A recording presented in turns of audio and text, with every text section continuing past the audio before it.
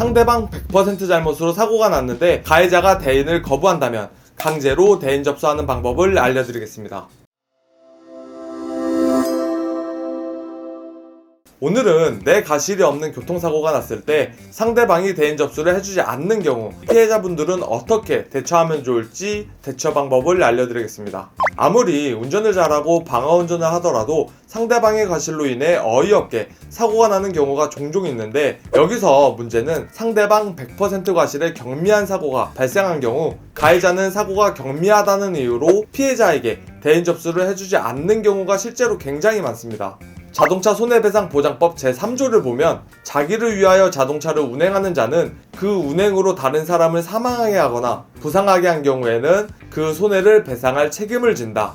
상법 제724조 2항에서도 제3자는 피보험자가 책임을 질 사고로 입은 손해에 대하여 보험 금액의 한도 내에서 보험자에게 직접 보상을 청구할 수 있다. 그러나 보험자는 피보험자가 그 사고에 관하여 가지는 항변으로 제3자에게 대항할 수 있다. 이 말은 즉, 내가 운전을 잘못하여 상대방이 사망하거나 부상하게 된다면 그 손해를 배상해야 하고, 피해 접수를 해주지 않는다면 피해자가 직접 가해자 보험사에 청구를 할 수 있다는 말인데요. 법으로도 이렇게 나와 있는 내용인데 가해자가 뻔뻔하게 대인 거부를 해버린다면 직접 청구권을 행사하시면 됩니다.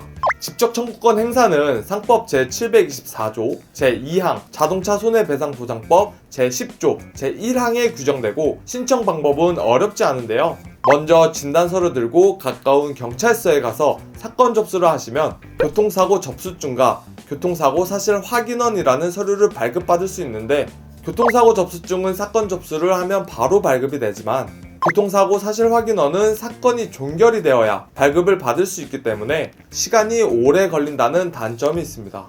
그래서 진단서와 교통사고 접수증으로 우선 상대방 보험회사에 제출을 해보시고, 간혹 교통사고 접수증으로는 직접 청구권 행사가 불가하다, 교통사고 사실 확인원이 있어야 한다 라고 말하는 담당자가 있을 수 있는데, 저의 경우 교통사고 접수증으로 직접 청구권을 행사를 해보았고 다른 고객님들도 접수증으로 청구를 하셨기 때문에 무조건 안 된다는 건 아니고요. 이 부분은 해당 담당자가 융통성 있게 처리를 할 수 있느냐의 문제라서, 혹시 안 된다고 하면 교통사고 사실 확인서가 발급이 될 때까지 내 자동차 보험으로 치료를 받고 나중에 구상권을 청구하는 방법이 있겠습니다. 두 번째 방법은 사비로 치료를 받고 추후 대인 접수가 되면 사비로 낸 병원비를 환불하거나 상대 보험사에 청구하는 방향으로 진행을 하시면 됩니다. 여기까지 상대방이 대인 거부를 할 때 피해자가 할 수 있는 최후의 방법을 알아보았는데요. 물론 단순 접촉사고로 입원과 통원을 길게 하는 과잉진료는 문제가 있지만 교통사고 후유증도 무시할 수 없기에 경미한 사고에 대해서 적절한 대인 접수와 합의로 잘 마무리하셨으면 좋겠습니다.